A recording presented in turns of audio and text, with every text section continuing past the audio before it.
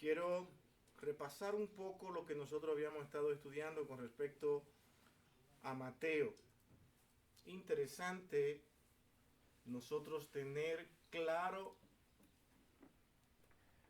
algunos tópicos del libro de Mateo para nosotros poder estudiar y entender lo que en verdad es este libro. Hermano, es importante que nosotros tengamos estos tiempos de estudio hoy. Lo que estamos viviendo ahí afuera es sumamente complejo.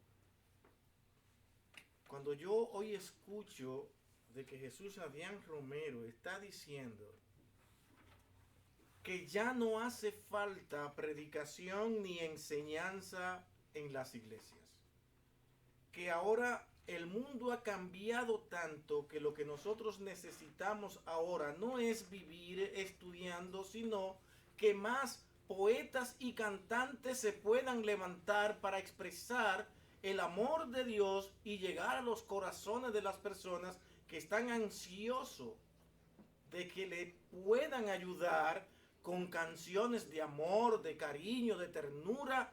Y necesitamos ahora son poetas, cantantes y escritores y personas que narren historias. Es decir, vidas, sus experiencias. Ese es el mundo que Él quiere que funcione. Mi hermano, cuando escuchamos cosas como esta y de personas que han sido tan influyentes, nos preguntamos, ¿qué le está pasando a la iglesia que no protesta, que no enfrenta estas cosas, sino que con más facilidad lo invitan a sus iglesias a cantar, a tener este tipo de show cuando son personas que deberían no estar ahí? Pero la iglesia de Cristo ha estado decayendo por irse detrás de lo que son las emociones.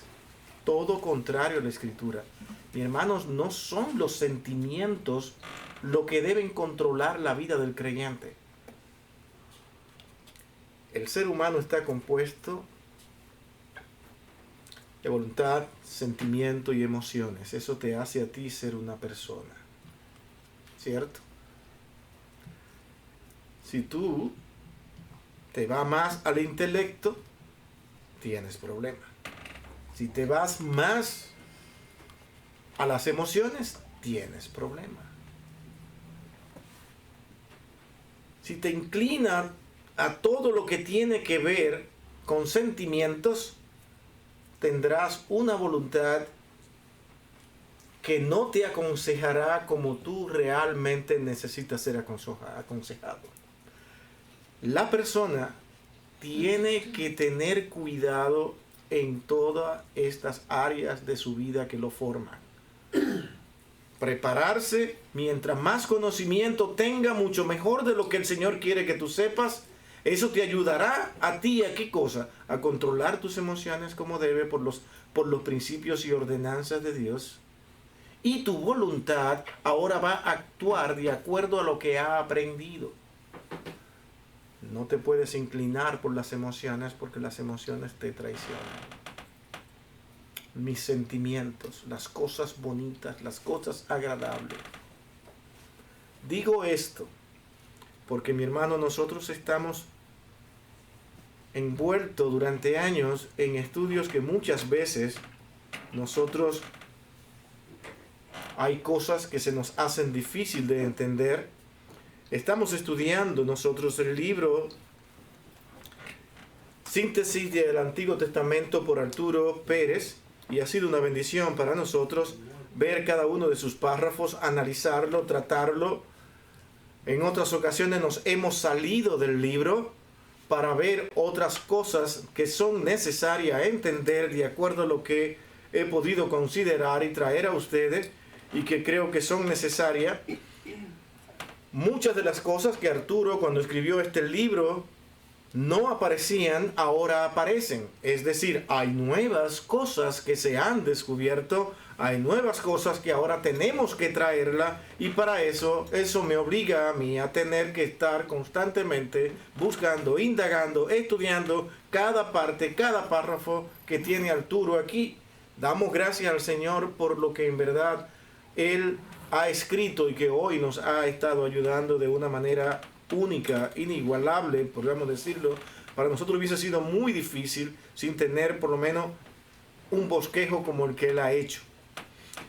Y sujetándonos a ese bosquejo y esperando que ustedes aquí participen conmigo, hoy vamos a hacer la manera de repaso, yendo a ese capítulo, a ese encabezado número 1 de este capítulo 9, que tiene que ver con el libro de Mateo. Y cuando hablamos, por ejemplo, del tema central del Evangelio según Mateo, nosotros, ¿se acuerdan que vimos que era qué cosa? ¿Cuál era el tema central de Mateo?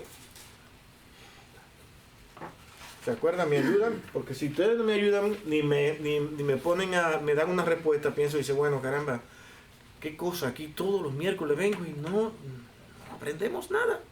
Se nos olvida. Es muy fácil ver el tema de Mateo. ¿De qué trata Mateo, en otras palabras? ¿De qué trata? El Evangelio para los judíos. El rey esperado. Mesías y Rey. Presentar a Jesucristo como Mesías y Rey. Como ustedes pueden ver, eso implicaba un problema para los judíos. Inmediatamente escuchaban esto. ¿Me estás presentando a Cristo como el Mesías y el Rey? Ahora está en mí si creo o no creo. Bueno, es que para que todo aquel que en Él cree, dice Juan, pueda ser salvo.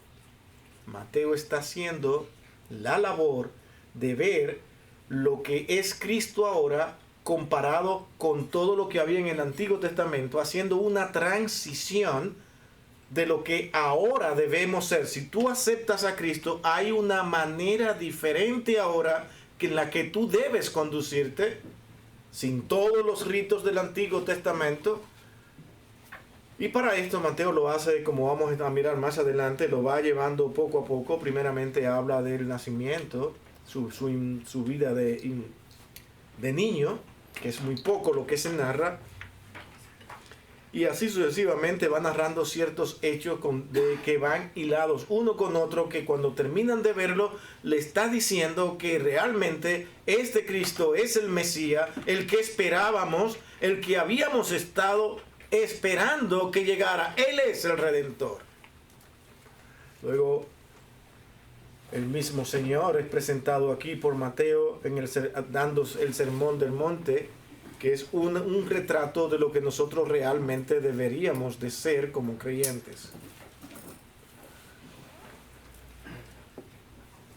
Esto es solamente a manera de repaso lo que hemos estado mirando. Vamos a estar leyendo algunos párrafos importantes hasta que lleguemos donde queremos llegar para hoy.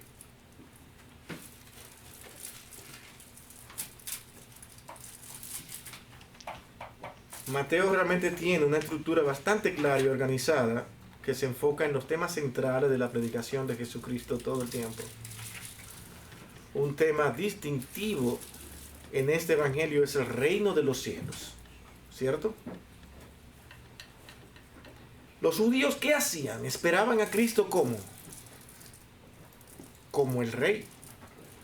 Pero Mateo dice que es el reino de los cielos y lo presenta como que ya Él ha inaugurado ese reinado, pero que ahora pasa por un proceso hasta que Él regrese de nuevo. Eso no le cae bien a los judíos que están esperando a un rey para gobernar juntamente con ellos, un rey celestial donde ellos serán realmente lo máximo sobre la tierra. No pueden entender esto, pero eso es lo que hace exactamente interesante al libro de Mateo. Hermano, estudiar el libro de Mateo contiene todo lo que es el Evangelio. Al igual que muchos, yo creo que realmente esto es una confesión de fe, como la que ustedes conocen. estudiar el libro de Mateo es encontrar realmente todas las enseñanzas básicas que debemos tener acerca de Cristo. Claro, la podemos entender más ahora y que lo que Mateo está tratando de dar cuando nosotros vemos todas las explicaciones de Pablo que ahora nos aclaran más, mejor los conceptos, los propósitos, el sentido de todo, junto con los demás evangelistas y todos los demás escritos que encontramos. Ahora podemos ampliar, pero mi hermano, todo nos lleva al libro de Mateo. La vida de Cristo, lo que Él quiso dar a entender para su pueblo, ese cambio tan trascendental de lo que había sido en el Antiguo Testamento y lo que ahora es después de Cristo. Hablemos un poco del autor, fecha en que fue escrito y tiempo que cubre. Estuvimos hablando de esto nosotros aquí y dijimos que el Evangelio de Mateo nos dice, no dice quién lo escribió. Pero ¿y entonces? ¿Y en qué estamos? Siempre se le ha atribuido a Mateo por algunas razones. Hay escritos de hombres antiguos del segundo y primer siglo incluso que hablan de que Mateo realmente fue el escritor de este libro. Y existen también algunos documentos. Estuve tratando de ver si encontraba algunas cosas nuevas con respecto a esto. Todavía parece que no tenemos nada más de lo que conocemos hasta ahora de Mateo, que era un publicano, cobrador de impuestos,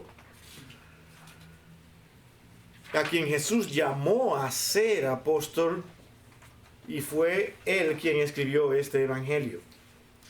Es en Mateo capítulo 9 al 13 y 10:3, donde se nos habla de ese llamamiento de Mateo como apóstol de Jesucristo.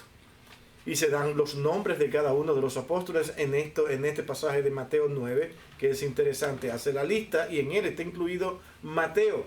Es un pasaje que en Mateo narra que Jesucristo fue enfrentado, el por qué él se reunía con los publicanos, con personas que realmente no eran puras ni limpias. Y el Señor, la respuesta que le da: yo he venido a salvar a pecadores, no a los sanos, sino a los enfermos. Y eso es prácticamente lo que nosotros ahora estamos aprendiendo. Y que parece ser que después de haberlo leído tanto y de lo que el mismo Cristo ha escrito, nosotros, tal como predicaba nuestro hermano Suriel el domingo, muchas veces aprendemos a hacer acepción de personas. Y Jesucristo fue uno de los primeros que en verdad dio a entender de que a quien debemos de buscar es aquellos que tienen necesidad del Evangelio. No hay una élite especial a la que Dios mira, sino que busca de todo tipo y de toda nación. Es interesante cuando Mateo en el capítulo 1 habla de esa genealogía de Jesucristo, ver qué clase de personas están en la genealogía de Cristo. ¿Han visto eso? No eran todo una élite de pureza y de santidad, pero de ahí venían. Hasta una prostituta. Hasta prostitutas habían. Adoradoras de ídolos, como fue, por ejemplo, la moabita. Y es una de las principales en la genealogía de Jesucristo. ¿Qué nos habla eso? Exactamente lo que el Señor siempre ha querido que entendamos. Que Él está ligado a la humanidad sin hacer diferencia. Eso me pone a pensar cuando nosotros, sin entender lo que el Señor ha estado haciendo al escoger a un pueblo, no está diciendo: ustedes son los más especiales porque yo lo escogí. No. Los fueron escogidos para que se dieran de testimonio ante las naciones. Lo puso en el medio y luego se lo reclamó: yo les he puesto en medio de las naciones. ¿Y qué han hecho ustedes? Se han convertido realmente en fornicarios. Han adulterado, se han ido detrás de otros dioses. Porque el hombre es así. No hay una exclusividad sino que Dios por misericordia salva a quien Él quiere y pone en cada persona el querer como el hacer sin importar ningún tipo de raza. Hasta que nace en el siglo XIX básicamente esta enseñanza dispensacional que nos enseñó y que fue tan popular aquí en Estados Unidos a que nosotros viéramos al pueblo de Israel como una élite y que incluso todavía hay un plan especial donde en un futuro todos tendrán que ir y adorar al templo, al tercer templo y volver a los sacrificios, todas esas cosas. Y eso es horrible pensar en esto porque eso hace inválido el sacrificio de Cristo. Y me dolió mucho porque en una ocasión, entre paréntesis, escuché a John MacArthur decir esto, de que en un futuro la iglesia volverá. Y yo dije, pero ¿de dónde saca esto? ¿Cómo se puede? Hermano, la fuerza del dispensacionalismo fue muy fuerte. Y continúa haciéndolo de tal manera que nosotros vemos toda la escritura a la luz de eso. Ahora yo me pregunto, ¿qué pasaba antes de que existiera eso del siglo XIX? ¿Qué pasaba? ¿Cómo se manejó la iglesia? Dios estuvo ahí y estuvo guiando a su pueblo en todo momento, a pesar de la corrupción de la iglesia. La iglesia se corrompió en toda la Edad Media y ya ustedes vieron lo que ha pasado, todos los desastres que hubieron. Este Evangelio de Mateo nos dice que prácticamente no se sabe absolutamente nada de él, exceptuando su nombre y ocupación. ¿Eso le preocupa a usted eso? ¿Que eso pase? Tenemos el libro de Mateo. Hay otras cosas que vamos a hablar que en verdad no nos dejan duda a entender de que en verdad Mateo escribió este libro. Pero es interesante que a pesar de la poca información que hay, incluso me encontré estudiando esto, que incluso eruditos no creyentes no dudan de Mateo por el testimonio de otras personas que tenemos actualmente que hablan de Mateo. Que dicen todo el mundo apunta a Mateo. ¿Quiénes somos nosotros para decir que no? Ahora nos vamos a concentrar en lo que él escribió, si es cierto o no, si Mateo lo que hizo fue que interpretó o realmente está narrando una historia. ¿Se entiende lo que dije? No es lo mismo tú narrar algo que ocurrió a tú escribir una interpretación. ¿Se entiende? Entonces, muchos eruditos piensan que Mateo no escribió, sino que no narró una historia, sino que interpretó lo que posiblemente pasó con Cristo y hacen unas comparaciones, como ustedes ya han visto que eso no es cierto, que no hay contradicción, que se contradice un evangelio con otro. Nosotros conocimos aquí la razón del por qué muchos de ellos no ponen las mismas palabras porque están escribiendo a públicos diferentes. Y cuando tú escribes a público diferente, tienes que hablar para ese público. Es por eso que se concluye que Mateo escribió para los judíos porque todo apunta a la vida de los judíos, directamente a ellos, para que entiendan cuál es el cambio. Y eso es lo que hace a Mateo tan interesante y un libro que todo el que se pone a estudiar y escribir de Mateo termina con un libro grandísimo. Porque es demasiado lo que hay en el libro de Mateo. Es mucho lo que hay que aprender. Mateo es uno de los libros más importantes de las Escrituras. Yo veo a Mateo, yo veo Génesis, Mateo ni siquiera tanto, aunque Daniel es importante, y todos son importantes, pero créanme, libros básicos, Génesis, vamos a poner a Daniel, vamos a poner entonces también a Romanos, vamos a poner otro libro más que es Hebreos, que hace prácticamente lo mismo que está haciendo Mateo, aclarar y ampliar más el concepto acerca de Cristo, y finalmente lo que la iglesia vivirá. Sin esos libros, mi hermano, yo no creo que podamos explicar el Evangelio, ni podamos entender todo lo que el Señor ha estado haciendo. Mateo es un libro clave en la vida de las enseñanzas de la iglesia. Por eso es que es tan importante nosotros entender lo que es este libro. La fecha sobre el idioma, vamos a decir, fecha de escritura y discusión sobre el idioma original. Así suena mejor. Fecha de escritura y discusión sobre el idioma original. ¿Qué aprendemos de esto? Bueno, Arturo escribe aquí algo interesante. Vamos a leerlo. Y ustedes me van a ayudar, de acuerdo a lo que hemos estado aprendiendo aquí, qué es lo que sigue.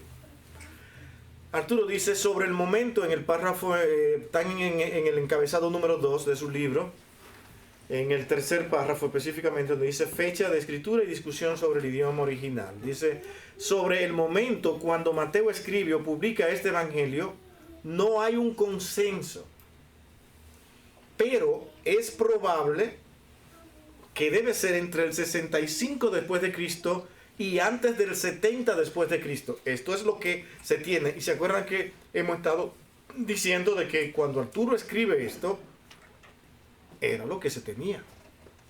Hasta ese momento se apuntaba a que por algunos papiros descubiertos, y entiéndanse, los papiros no son muchos. Los papiros existen a lo máximo hasta el siglo III, donde ya los pergaminos comienzan a tomar parte más funcional, más práctica, porque eran más duraderos, más firmes, se podían hacer, se podían decorar con más belleza, con más durabilidad, de tal manera que entonces ahora los papiros dejan de aparecer. Ahora tenemos que pensar entonces en qué papiros descubiertos y que se le había puesto una fecha hasta este momento, hasta el siglo XX todavía. Se pensaba que estas escrituras de Mateo no venían de Mateo específicamente porque estos papiros, la fecha que se le había atribuido, estaban entre el siglo II y el siglo III. La defensa que tenemos para discutir esto y decir que no es así es la que Arturo está colocando aquí. Y con eso nosotros enfrentábamos y decíamos lo siguiente. Bueno, ok, usted piensa en esto, aquí hay un problema. Esto es lo que se tiene por la ciencia hasta ahora, de que estos papiros descubiertos, esta es la fecha que le podemos dar. ¿Me están siguiendo? Estas son las fechas que le podemos dar, siglo II o III, nada conclusivo todavía, pero había que pensar que vamos a ponerle la más cercana. 150, 139, por ahí, todavía es el siglo II y siglo III, más allá, no se sabe, no hay una fecha. Pero es que la misma escritura contiene datos que nos llevan a pensar diferente. Y es el que cita Arturo aquí. Dice, Mateo cita a Cristo profetizando la destrucción del templo. Ese era el argumento máximo que teníamos nosotros, que ocurrió en el 70 después de Cristo. ¿Cierto? ¿La historia narra eso? ¿Verdad que sí? ¿Cuándo se destruyó el templo? 70, ¿por quién? Ciro. Por Tito. Ciro, no, Ciro. Estoy estudiando y tienen problemas. Tito, emperador Vespasiano, su papá, que tenía conflictos con los judíos porque habían tenido varias revueltas ya, varios pleitos fuertes, rebeliones muy fuertes donde incluso llegaron a derrotar a los romanos. Pues eso es como que se la debían y Tito dice, yo lo voy a hacer. Destruye el templo en el 70. Fue una cosa, hermano, cuando usted estudia lo que pasó ahí, fue algo que para ello el mundo se había acabado. La construcción de este templo, alguien calcula de que el rey Herodes le había pedido ayuda al imperio romano porque Herodes sabía cómo hacer eso. Él era todo lo que dijera, lo empezaba a alabar al emperador y siempre pegado del emperador detrás de él hasta que consiguió. Y mi hermano, para construir ese templo, en tiempos actuales, hasta cuando yo vi este dato, era prácticamente más de 70 millones de dólares, de euros, fue lo que vi. El euro en ese momento estaba mucho más alto. Y sacarle a un imperio todo esto para un templo. ¿Cómo pudo? Es que realmente toda esta construcción del templo estaba en los planes de Dios, y sea como sea, iba a aparecer esos medios. Herodes ni siquiera era judío, pero se hizo judío, firmó como judío, se hizo rey, malo como no hay otro, porque era horriblemente malo, pero bastante inteligente, diferente a sus hijos, que realmente no fueron tan inteligentes como él. Malos sí fueron, heredaron la maldad, pero no la inteligencia. Y eso nunca le permitió ser rey casi a ninguno de ellos. Y eso nosotros lo vimos acá. ¿Qué es lo que pasa con esto? Cuando vamos a Mateo 24, Mateo no menciona nada de esto. ¿Cómo no mencionar un acontecimiento como este? El que lo escribiera tenía que hablar de ese acontecimiento, porque fue algo que impactó al mundo en ese instante. Tanto fue así que los romanos alcanzaron renombre por esto, al sonar tanto en más lugares, incluso temor. Porque es lo que siempre pasa. Cuando tú eres protagonista de un acontecimiento tan grande y tan reconocido, y eso que no tenían todo lo que tenemos nosotros hoy en día, si hubiesen tenido todo en internet y todas estas redes de comunicación, más grande hubiese sido el impacto. Y que Mateo no mencionara esto. ¿Sí se entiende? Entonces ahora, ¿qué es lo que pasa? Tenemos un problema. Son del siglo III, la fecha que tenemos hasta ahora, siglo II o siglo III. En el 1994 aparece alguien insustentado por la ciencia hasta ese momento, ahora aclara mucho más lo que está pasando. Y se trata de Peter Tide. Por eso ese papiro tiene el nombre de Papiro Tide, que se encuentra ahora en Inglaterra. ¿De qué sitio? No me acuerdo exactamente, pero está ahí. Y él dice, por ciencia, de que estas letras que contiene este papiro son exactamente las mismas formas de escribir que tenían cuando Herodes, en ese tiempo de Herodes, la escritura, las formas, y mi hermano, aquí estuvimos analizando eso con cuidado, lo que son las lingüísticas.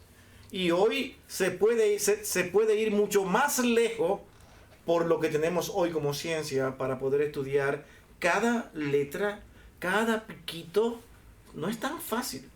La manera en que escribían, lo que era normal escribir, el tipo de tinta que usaban, su grueso, todo por el pincel con que escribían, y esto no deja duda actualmente de que este pergamino pertenece al siglo I, posiblemente, si son las mismas letras de Herodes, que todavía vinieron caminando hasta ahí.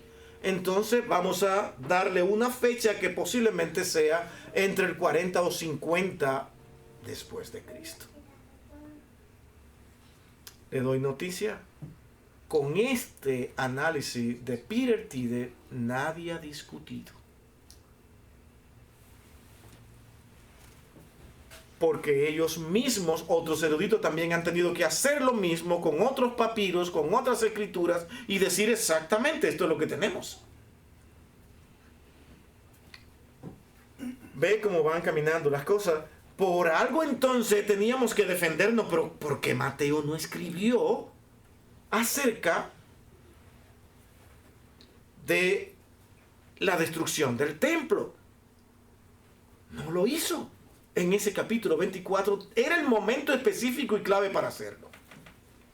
Ahora existen otros inconvenientes más.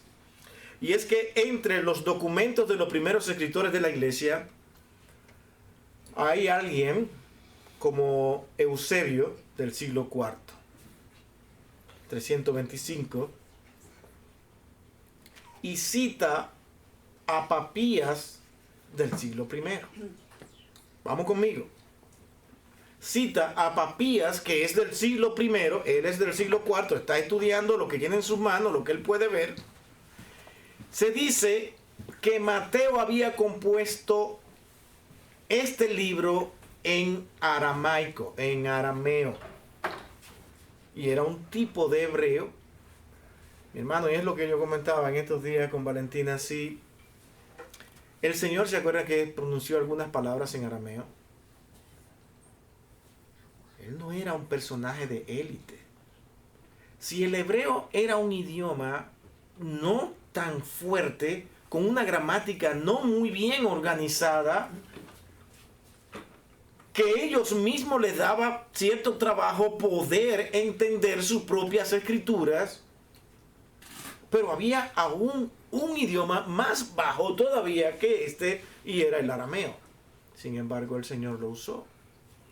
Eran como dialectos, y se puede decir de esa manera. Bueno, pues se dice que Mateo escribió en ese idioma porque era básicamente lo que él había nacido hablando y comunicándose con eso, y escribió en arameo por alguna razón. Algunos piensan que fue eso, o que realmente se encariñó tanto con los arameos que quería darle a entender todo lo que Cristo era a ellos, que también eran judíos. Este evangelio, y que luego se tradujo entonces al griego. Aquí está el problema. Una traducción nunca se obtiene de ella todo lo que se quiere. ¿Se entiende? Cuando usted traduce, cuando a mí me traducen algo, yo sé que me estoy perdiendo de algo. Porque todo lo que dice el que está hablando en ese idioma y se traduce, siempre se pierde algo. Sobre todo cuando hay modismo de por medio, forma de hablar que no es la normal, no es la que tú estudias con gramática, sino que hay formas de hablar, algo se pierde. Maneras propias de escritura del idioma que al ser traducida se pierden. Lo mismo que pasa con nosotros cuando tenemos esta traducción, que tenemos que ir obligatoriamente al original para poder tener un más amplio concepto de lo que se quiso decir aquí. Ahora nosotros vemos en una gramática tan amplia como es el griego, y comenzamos a ver cosas que no tenemos nosotros ahora, entendemos lo que están escribiendo, entendemos también por su contexto histórico, mirando todo lo que es ese idioma original, y ahora vemos más ampliamente. Entonces, si Mateo escribió en arameo y traduce, entonces mucho de lo que él escribió se pierde. Ahora, Ireneo, que es otro escritor, nace en el 140 y muere en el 202, o sea, entre el segundo y tercer siglo. Ireneo dice lo siguiente: declaró que antes que Eusebio, que Mateo publicó un evangelio escrito entre los hebreos, en su propio dialecto, dice. Muchos piensan que sí es cierto que Mateo escribió este evangelio en aramaico, él mismo tuvo que haberlo traducido. ¿Quién mejor podía haberlo hecho? Vamos a quedar de que sí, él escribió en arameo. Pero lo que usted y yo tenemos hoy, y esto es lo que tenemos nosotros que asegurarnos de que es así, lo que nosotros tenemos hoy es la escritura de Mateo en griego específicamente por algunas razones. ¿Cuáles? Arturo escribe aquí las siguientes, que espero que nos ayuden un poco. Dice, el autor usa mucho el texto de Marco en griego en una porción considerable del libro. Cita a Marco. Y eso es cierto. Pero hay algo más. Las citas que hacen Mateo, Marcos y Lucas las hacen de la Septuaginta específicamente.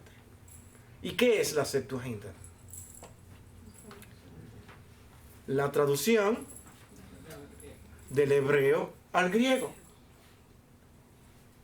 Y la cita exactamente, literalmente, en sus escritos.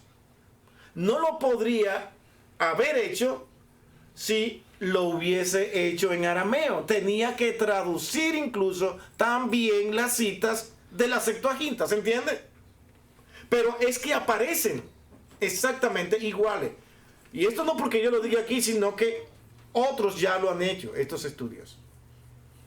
Y lo que se encuentra aquí dice, wow, pero espérate, ¿qué pasó? Escriben en arameo y entonces después toman la cita. No lo van a entender. Si no hablan en griego, no lo van a entender. Tenía que traducírsela, pero no se la traduce, sino que aparecen exactamente como lo hizo la Septuaginta.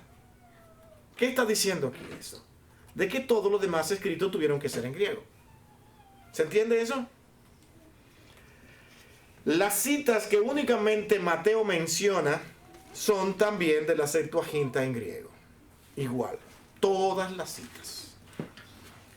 Pero aparte de eso, existen, de esto lo dijimos hace un momentito, existen ciertas construcciones gramaticales que dan a entender que las oraciones fueron construidas en griego, ya que cuando se traduce no se utilizan este tipo de construcciones tan particularmente griegas. Lo mismo que pasa en todos los idiomas.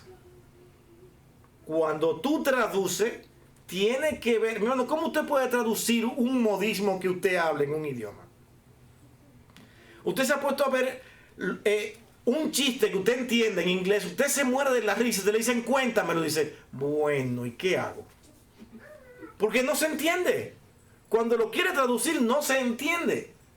Se entiende en el inglés, pero no lo entiende cuando usted lo traduce.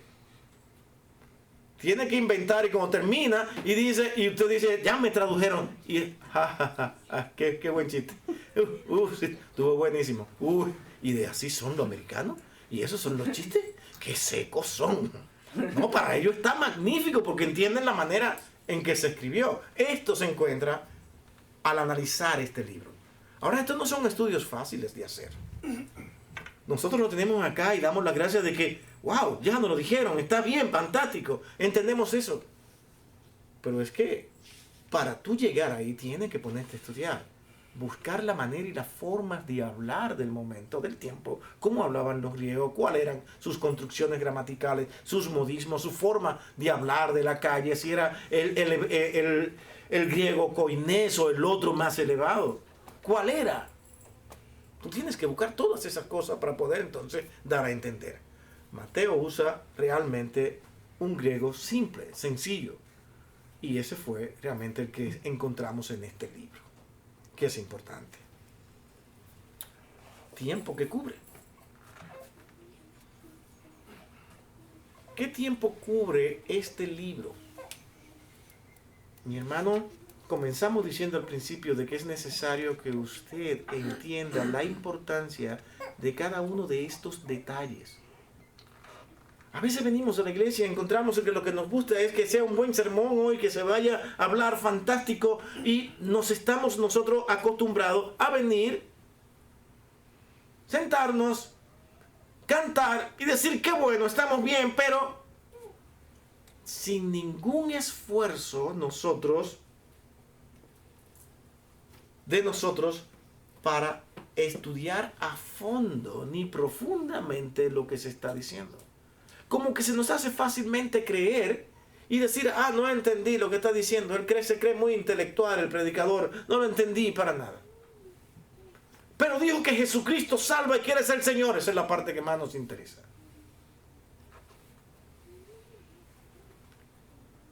Y mientras más emotivo estuvo el servicio, fantástico. Mi hermano, cuando usted tiene estas informaciones, usted escucha a cualquier predicador que se para y que usted puede entender con más amplitud, porque ya tiene esto en su mente, lo que se está predicando, la bendición es mucho más grande. Porque ya usted sabe para dónde va y el por qué va. Como también muchas veces puede sufrir cuando alguien se para a hablar sin saber muchas veces el porqué de un texto.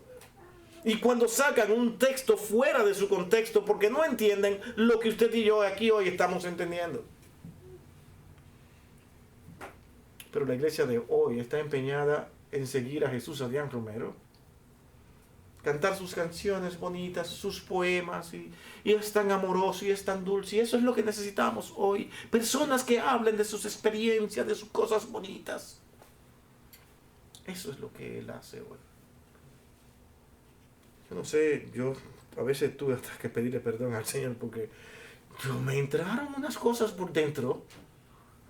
Yo digo, Señor, perdóname porque lo que me pasó en mí fue, Señor, acaba con Él, manda fuego del cielo. Porque, óyeme, ¿cómo es que un hombre así puede abrir la boca y hablar tan fácilmente? Contradecir todo lo que la Escritura. Y decir a las personas, no tienen que estudiar, no hace falta. Lo que necesitamos hoy en día, ya bastante información tenemos. Lo que necesitamos es que nosotros veamos la paz de Cristo en una canción, que nos paremos y nos cantemos y alabemos al Señor. Y que alguien encuentre sus experiencias, sus historias. Con las experiencias es suficiente. Porque eso hablan de lo que Cristo ha estado haciendo en esa persona. Y no se crea, así están las iglesias. Muchas emociones. A los jóvenes le quieren ayudar, ¿cómo? Con lo mismo que el mundo está proponiendo. Diversión, entretenimiento. ¿Qué es lo que quieren? Vamos a brindárselo. ¿Cómo usted realmente le brinda las mismas cosas que el mundo le brinda a los jóvenes para ganarlo, y usted ahora, para hacerle la competencia, hace lo mismo?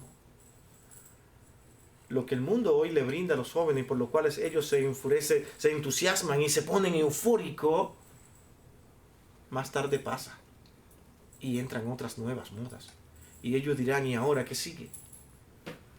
La iglesia debe permanecer predicando la palabra de Dios, enseñando las Escrituras constantemente. No importa que les parezca aburrida, tienen que entender de que la única forma de poder sobrevivir en este mundo y entender que es el único camino es a través de los principios y direcciones de la palabra de Dios. Si usted lo quita, lo transforma, lo pone más bonito, no lo está ayudando. Porque cuando todas esas modas pasen y que usted adoptó ahora para también ganar a los jóvenes, ¿qué usted va a hacer? Por eso es que la Escritura dice que la palabra de Dios, aunque pase el cielo y la tierra, su palabra va a permanecer. Lo único que va a ayudar a cada creyente es lo que usted conozca de la palabra de Dios. Y cómo usted se apropie eso de la palabra de Dios.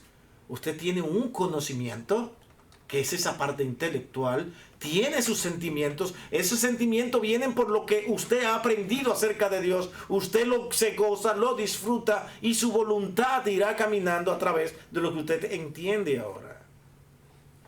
No es al revés, no es voy detrás de mis emociones, porque eso se fabrica. Mi hermano, hay personas, usted no ha visto los motivadores para que usted haga un buen negocio, como ellos se paran. Usted sale de ahí, que tú sales diciendo, no, pero yo me voy a hacer rico mañana. Sale porque te emocionan, te ponen, que tú dices, ya, lo tengo. Pero cuando enfrenta la realidad, dice, pero ¿y qué me dijo este hombre? Eso no, yo no puedo. No entendí. En ese momento las emociones jugaron un papel sumamente importante en tu vida que tú explotaste. Así mismo en las iglesias. A veces, mi hermano, hasta la manera y la forma en que se ora, la manera que hablamos. Una vez fuimos, Valentina y yo, a un lugar donde dijimos, wow, qué manera de orar. Y no le he dicho a Valentina, esta joven que oró Nosotros dijimos, wow, pero eso es explosivo, es tremendo como es ahora. Y eso era, y todos estábamos emocionados ahí en ese momento. Pero veo en un verano a esta misma persona en el mall con unos pantaloncitos por aquí, cortiticos y así. Dije, pero, dije, ¿qué? No puede ser ella. Eso es lo que vivimos. Y tú dices, wow, qué bien, no, es tremendo. Vamos a ver tu vida. ¿Saben por qué? Cuando tú no llenas tu vida de la palabra de Dios, todo queda en el vacío. Y puedes jugar un papel sumamente fuerte con las emociones, pero tu entendimiento y tu conocimiento de Dios están muy pobres. Cuando tú estás fortalecido en entender lo que Dios quiere y está haciendo que cuando tú abras un libro como este, como Mateo, tú sepas lo que está diciendo, tú sepas cuál es el propósito, que ningún erudito puede venir a ti, venirte con un asunto que no es, porque ya tú sabes lo que puedes decir y hacer. Fortalece tu vida, te acerca al Señor y fortaleces tu alma. Mateo realmente narra en ese tiempo que cubre la vida del Señor Jesucristo desde su nacimiento aproximadamente, de unos 5 años antes hasta su muerte. Si pueden ver, yo a veces pienso que, bueno, porque Herodes muere, ¿se acuerdan de la persecución, no? Y Herodes muere en el 4 antes de Cristo. Entonces, pero el mismo pasaje de Mateo dice que Herodes mandó, al ver la traición de los magos, entonces, ¿se acuerdan de una historia interesante? Vayan para que yo también le adore. Se la daba en sabio, ¿no? Y en astuto. Vaya, pero era para encontrar dónde estaba ese niño que decían que iba a ser rey, para entonces ir y eliminarlo, porque era malvado el hombre. Él tenía planes de eliminarlo, pero reciben los magos una revelación en sueño de que no vuelvan a Herodes. Toman otro camino y se van. Herodes se enfurece y ¿qué hace? Manda a matar a todos los niños menores de 2 años. Ahí está el secreto. ¿Qué edad tenía Cristo? Si tenía casi 2 años, pues entonces no sería el 5, sino el 6. Pero es más fácil buscar un número medio, puede ser entre el 6, por eso es que Jesucristo a la edad que murió tenía posiblemente unos 38 o 39 años, no 33. ¿Se entiende? De acuerdo al calendario que tenemos hoy, que comienza en el juliano, se hacen unas transformaciones después con el gregoriano, todas esas cosas, pero realmente es el mismo calendario que tenemos hoy. Pero lo que narra Mateo tiene que ver con la vida del Señor Jesucristo desde su nacimiento hasta su muerte y resurrección. ¿Ve por qué este libro es tan importante? Con ese dato, aquí nosotros tenemos mucho ya para estudiar. ¿Qué es lo que hace Mateo?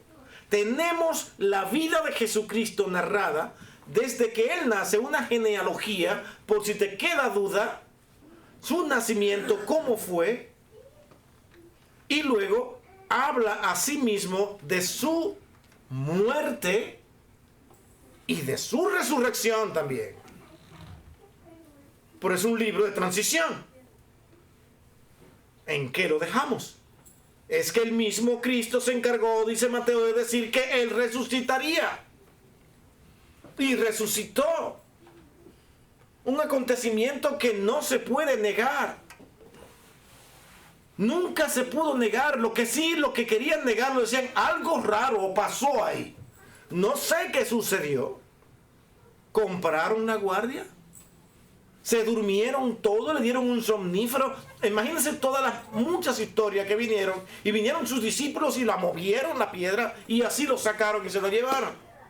Todas esas historias están ahí, pero ninguna tienen sentido cuando tú la analizas. Entonces vamos a dejar eso así. El Imperio Romano prohibió hablar el tema. ¿Por qué los gobiernos siempre hacen eso? Cuando no les conviene.